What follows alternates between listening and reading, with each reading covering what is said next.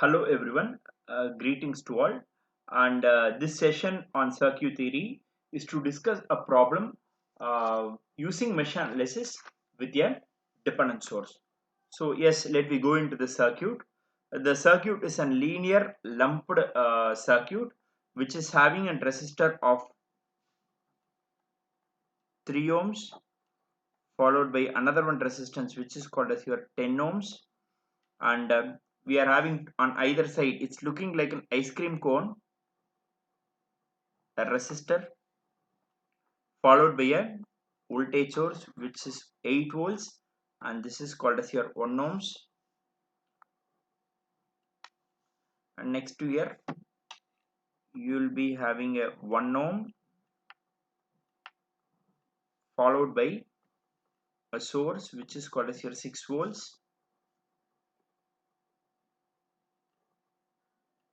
Okay, and between the two lines you are having one another resistor, and this resistor is called as your 5 ohms, and between that, on top of it, you are having a dependent source, and the dependent source is your minus and plus.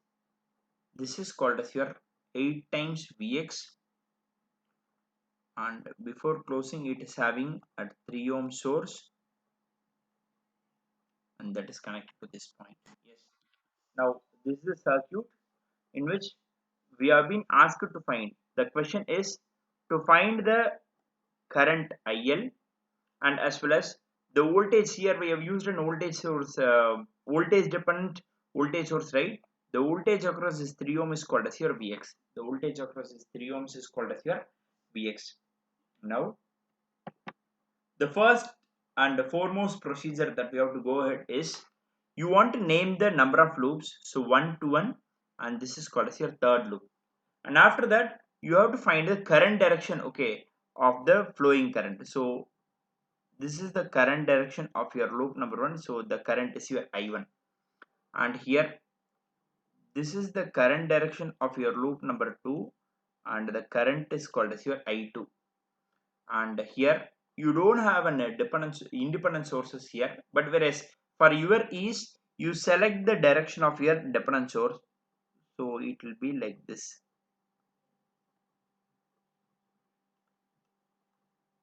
And this current is called as your I3. After finding this currents, okay, the method that we are going to use here is the method that we are going to use is called as your inspection method. The method that we are going to use is called as your inspection method. By inspection method, by inspection method, and by using Kirchhoff's voltage law. Okay, to find the current in a circuit, to find current in a circuit, you are supposed to use mesh analysis. Okay, this mesh analysis is otherwise called as your loop analysis, and the law that you should use is called as your Kirchhoff's voltage law. The law that we should use is called as your Kirchhoff's voltage law. How many loops are there? 3 loops. Okay, let me write. By Kirchhoff's voltage law, in any circuit or in any loop, the potential rise is equal to the potential drop. The potential rise is equal to the potential drop. So let me take it as in loop number 1, okay, in loop number 1, the potential rise is your 8 volts, which is equal to your I1, I2 and I3. And in your loop number 2, the potential rise is called as your 6, okay, which is equal to your I1, I2 and I3.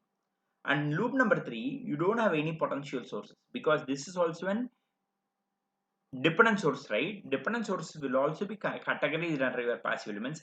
Since you have took the direction of this dependent source, you write it as your 8 times Vx, that is equal to I1, I2 and your I3. Now in loop number 1, the major current is your I1, and loop number 2, the major current is I2, and loop number 3, the major current is I3. Okay, now before the major currents, you find the sum of the resistances of loop number 1, 2 and 3. Okay, so the sum of the resistance of your loop number 1 is your 1 plus 3 is your 4, 4 plus 1 is called as your 5. So 4 plus 1 is 5 is called as your 9. Okay.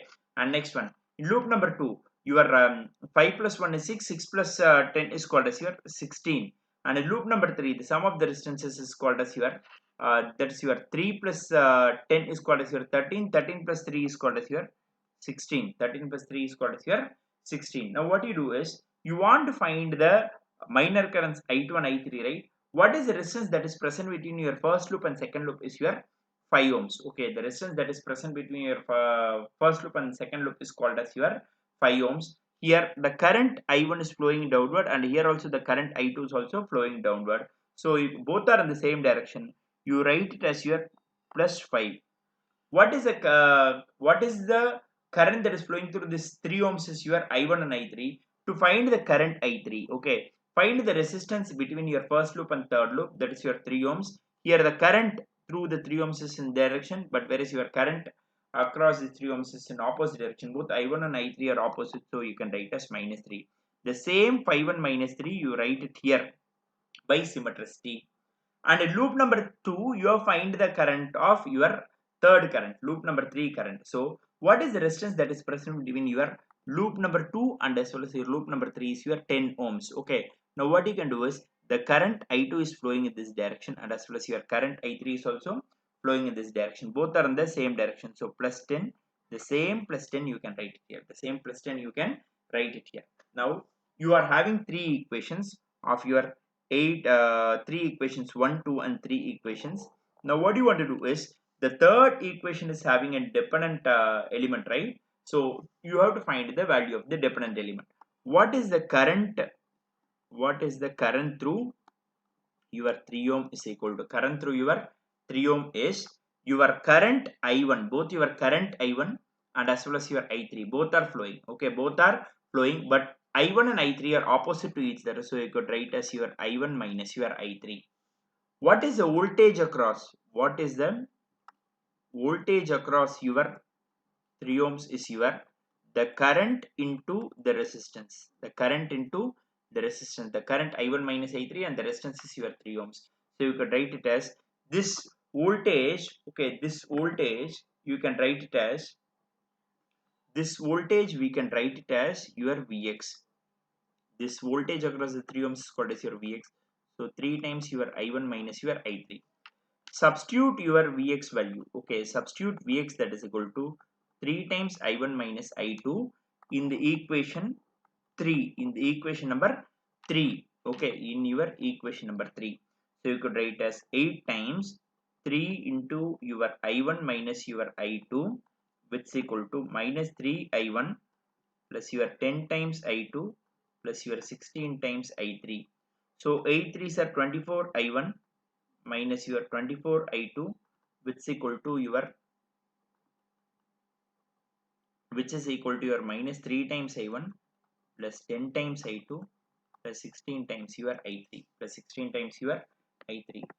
Okay, so one second, this equal sign let we change, and as well as this I3 value we may change. So this is your equal to, and this value is called as your I3. This value is called as your I3. Now you take your right hand side to the left hand side, so your 24 I1 minus your 24 I2, okay, plus your 3 times I1 minus your 10 times I2 minus your 16 times I3, which is equal to 0, minus 16 times I3 which is equal to 0. So 24 I1 plus your 3 times I1, 24 I1 plus your 3 times I1 is called as your 27 I1, 27 I1. And next one is your minus, okay, minus your, okay, your 24, this is not your I2 pa, and this is called as your I3. Okay, so this is your I3, right? So this value is also I3. You can write it as your minus 10 times I2, and your I3 value is called as your minus 24 I3 minus your 16 I3 is called as your minus 40 times I3, which is equal to 0. Minus 40 times I3 is equal to 0. And now this equation is called as your fourth equation. This equation is called as your fourth equation. After doing so, what we can do is, you have to solve the three equations by using the calculator option. You have to solve the three equations by using the calculator option. So your equations are your 9i1 plus your 5 times i2 minus 3 times i3, which is equal to your 0, equal to your 8, and your second equation is your 5i1 plus your 16i2 plus your 10 times i3, which is equal to your 6, and your third equation is called as your 27i1 minus your 10 times i2, okay, minus your 40 times i3, which is equal to your 0. Minus 40 times i3 is equal to 0. By using calculator options, right, go into the equation mode. Okay, your i1 value is equal to 9, and your a1 value is equal to 9, and your b1 value is equal to 5, and your c1 value is called as your minus 3, and your d1 value is called as your 8, and your a2 is your 5, and your b2 is called as your 16, and your c2 value is called as your 10, and your d2 value is your 6, and your a3 value is 27, and b3 value is minus 10, and your c3 value is equal to minus 40, and d3 value is called as your 0. When you find this, you can find the value of your i1 is equal to 2.763. 2.763. The value i2 is equal to minus 1.96, minus 1.96, and the value of your i3 is equal to 2.355. 2.355. All the three are in amps. All the three are in amps. Now what we want to do is we have to find the, okay, we are supposed to find the value of your Vx, okay, to find the value of your Vx. So the Vx could be found as Vx, that is equal to 3 into your I1 minus your I3. So your 3 into the value of your I1 is your 2.763 minus your I3 value is called as your 2.355. So 2.763 minus your 2.735 is, so what is the value? So 2.763 minus your 2.355, your value is equal to 0.408. 0.408. When that is multiplied with this 3, your answer is equal to, 1 point, okay, 2 1.224. Your value is equal to 1.224. This is the value of your Vx. And after finding this Vx, you want to find the value of this dependent source, right? So the value of the dependent source,